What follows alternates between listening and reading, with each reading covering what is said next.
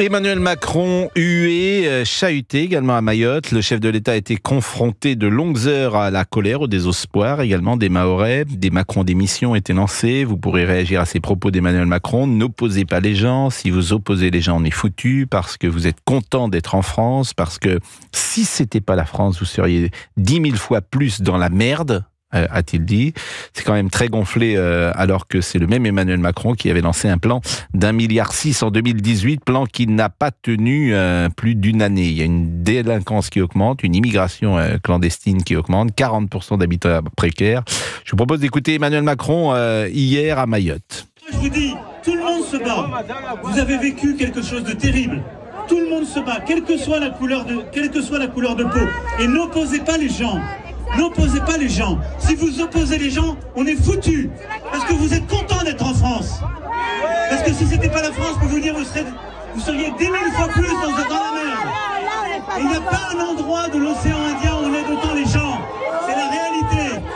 Bon, moi je pense que ça c'est inaudible. D'abord c'est vrai ce qu'il dit, que dans l'océan Indien, c'est souvent pire là où la France n'est pas présente, et c'est vrai aussi pour les Antilles, on pourrait dire la même chose.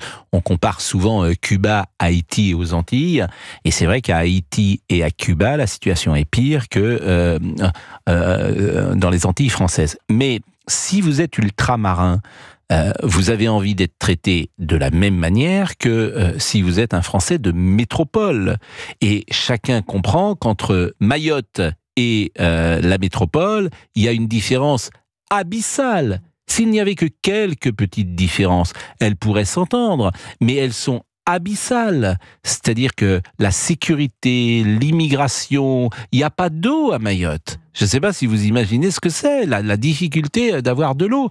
On a promis un hôpital, c'était Emmanuel Macron qui avait promis un hôpital en 2019 pendant la campagne, quand il s'était déplacé, en tout cas au début de son mandat. Il avait prévu un hôpital en 2025.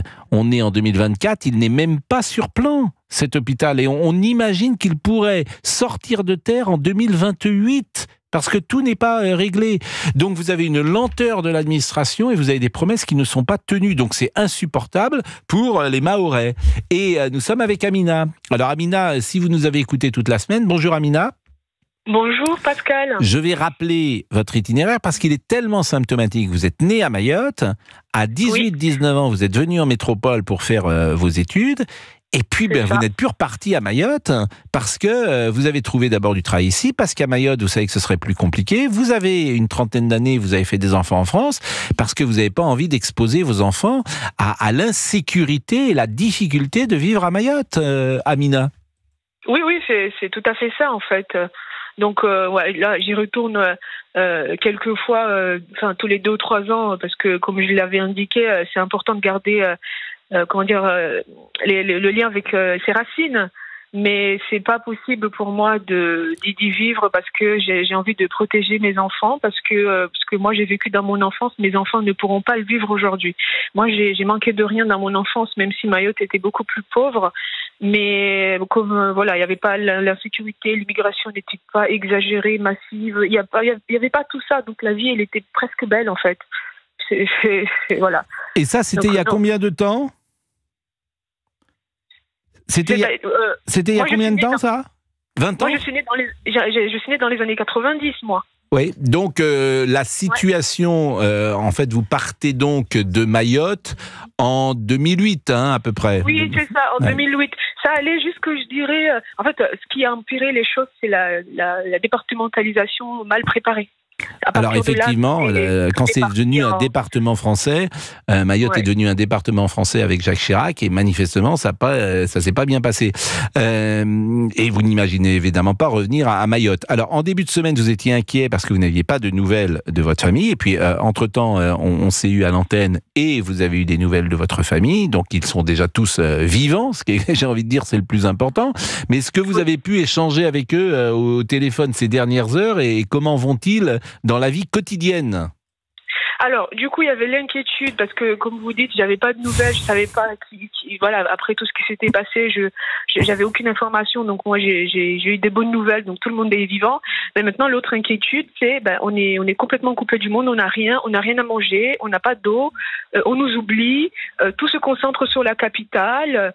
J'ai même eu droit à une phrase qui serait très mal perçue par nos amis de la gauche aujourd'hui. En fait, on a l'impression que les bidonvilles, il y a que les bidonvilles qui ont été touchés en fait, parce que aujourd'hui les aides ne viennent pas. On voit la télé partout.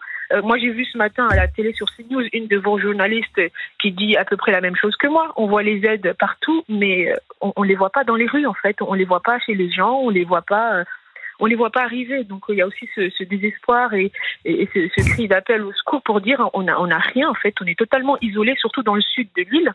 Et eux, ils sont dans le sud de l'île Oui, c'est ça. C'est des endroits très reculés et difficilement accessibles, donc suite au passage du cyclone. Et bon, les routes ont été dégagées plus ou moins, mais les aides, on les voit pas arriver en fait. On les voit pas. Donc c'est un autre et alors, c'est-à-dire que les aides aujourd'hui, par exemple, d'abord, est-ce que les communications téléphoniques marchent? Est-ce que vous avez pu l'avoir, vos parents? Est-ce que vous avez pu dialoguer avec eux? Non, maintenant j'ai même plus pu parler avec les gens de ma famille. Je parle avec des amis qui ont la possibilité d'aller dans les hauteurs pour avoir le peu de réseau disponible. Mais moi, du côté de ma mère et ma grand-mère, ma tante, la dernière fois que je les ai eues, c'est quand j'ai eu des nouvelles pour me dire on est en vie et ça s'arrête là en fait. C'est-à-dire qu'il n'y a pas de réseau? Ça c'est habituel qu'il n'y ait pas de réseau ou c'est parce qu'il y a eu le cyclone? C'est parce qu'il y a eu le cyclone. Il semble que les bornes téléphoniques, donc il y en a 54 ou 52, j'en sais rien, quelque chose comme ça, il n'y en a que 2 qui ont survécu. Et les 2 qui ont survécu, c'est autour de la capitale.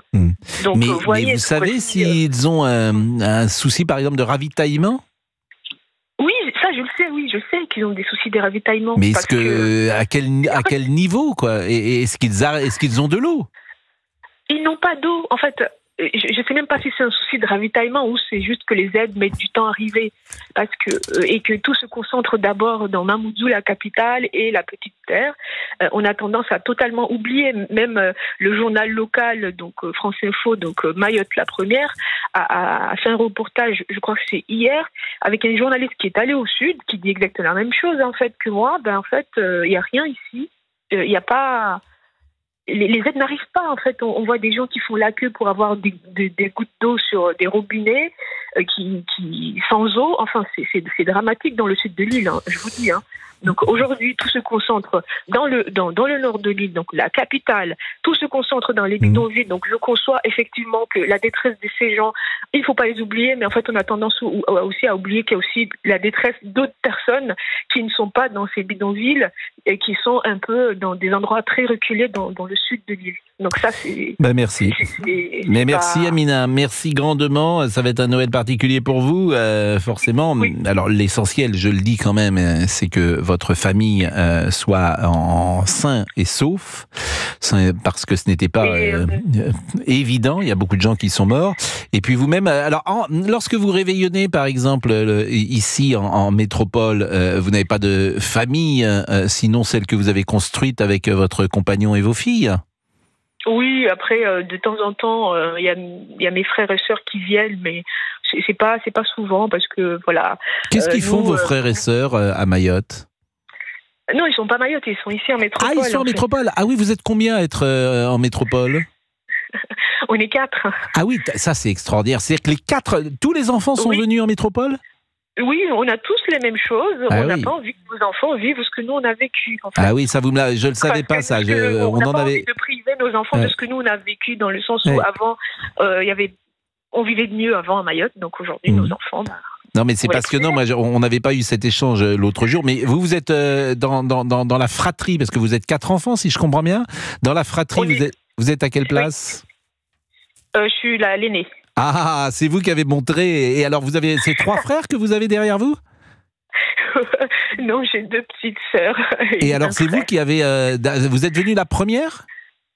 Oui, en fait, oui, je suis venue la première. Après, les autres sont venus. Et donc, aussi. vous les avez Après, accompagnés, et j'imagine qu'il y avait un peu d'inquiétude lorsqu'ils sont venus. Après, mais c'est formidable, je trouve. Je trouve que c'est une histoire formidable et tellement emblématique. Et vous êtes installés les uns près des autres ?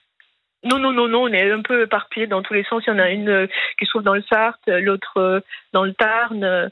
Vous voyez, c'est pas... voilà, c'est... Bon. Moi, ma petite sœur, en fait, mes deux petites sœurs, par exemple, moi, quand j'ai eu mon bac, du coup, je les ai totalement encouragées à venir aussi passer leur baccalauréat ici parce que ça commençait un peu à partir un peu dans tous les sens, même au niveau de la perte de chance, au niveau de l'éducation, à l'école, on n'avait pas des profs, enfin, ça devenait compliqué. Donc, j'ai aussi encouragé fortement pour que...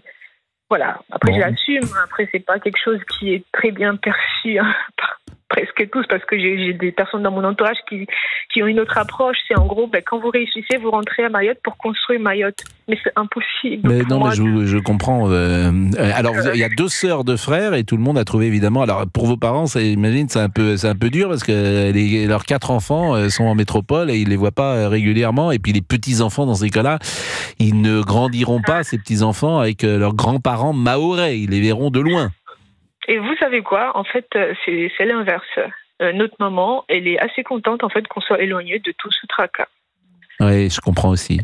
Elle arrive à voir ses petits-enfants à chaque fois qu'on y va. Après, 2 fois, elle vient aussi. Mais elle est assez contente en fait qu'on soit loin de tous ces problèmes, loin de toute cette insécurité. Donc... vous voyez, c'est... Non, mais c'est très beau ce que vous dites. Et votre mère, elle est contente évidemment de vos réussites à tous, j'imagine. Et elle vous protège. Et j'entends ce que vous dites. Et effectivement, aimer, c'est vouloir le bonheur de l'autre. C'est toujours la même chose. Et elle sait que vous êtes protégé ici en France, alors qu'à Mayotte, en métropole, alors qu'à Mayotte, c'est plus compliqué. Bah oui, en fait, même quand je vais là-bas, elle est la première à m'appeler à chaque fois avant que le soleil se couche. Mais tu es où ? Rentre, vite. Enfin, vous voyez, parce que tous les jours, elle est là-bas, elle sait ce qui se passe. Donc, on fait une petite sortie et que à 17h30, le soleil commence à se coucher, un petit coup d'appel téléphonique par-ci par-là pour savoir où ce qu'on est, si on est très loin. Et une fois, par exemple, j'étais assez loin, donc il était déjà 18h, donc il faisait l'affaire noire. Elle est restée avec moi au téléphone jusqu'à ce que j'arrive dans mon village. Parce qu'elle voulait être sûre que je rentre à la maison en un seul morceau. Vous voyez ? Donc, moi, ça me touche toujours. Évidemment, ça touche tous ceux qui nous écoutent. Comment dire, le témoignage ou le sentiment d'une mère qui accompagne ses enfants, même si les enfants ne sont plus précisément des enfants, et qui est présente comme ça, c'est très touchant ce que vous dites. Amina, on va vous faire des bisous vraiment, et on va vous souhaiter un joyeux Noël. Les cadeaux, oui, je vous en prie. Je suis désolée, je voulais juste me permettre de faire un petit commentaire sur Emmanuel Macron très rapidement. Je vous en prie. Si vous me le permettez.